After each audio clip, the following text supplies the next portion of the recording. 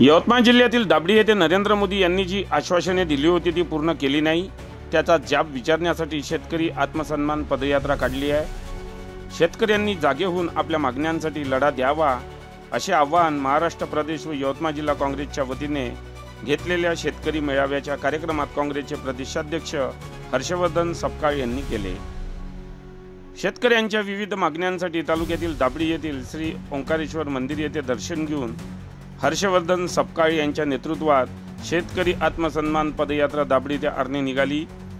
ही पदयात्रा दाबडी, तेंडोळी, उमरी फाटा या मार्गावरून मार्गक्रमण करीत आर्णी शहरातील कृषी उत्पन्न बाजार समिती येथे पोहोचली। शेतकरी आत्मसन्मान पदयात्रेचा समारोप शेतकरी मेळाव्याने झाला। अध्यक्षस्थानी हर्षवर्धन सपकाळ होते।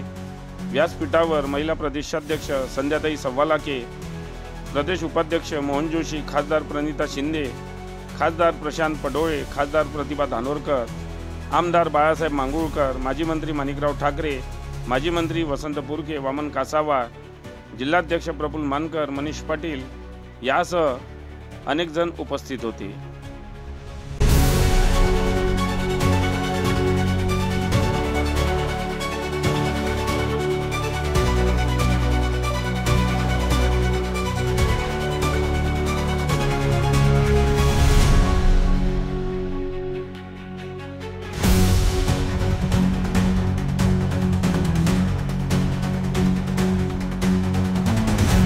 बातम्यांशी अपडेट राहण्याकरिता आजच आमच्या चॅनलला सबस्क्राइब करा आणि बेल आयकॉनवर क्लिक करा।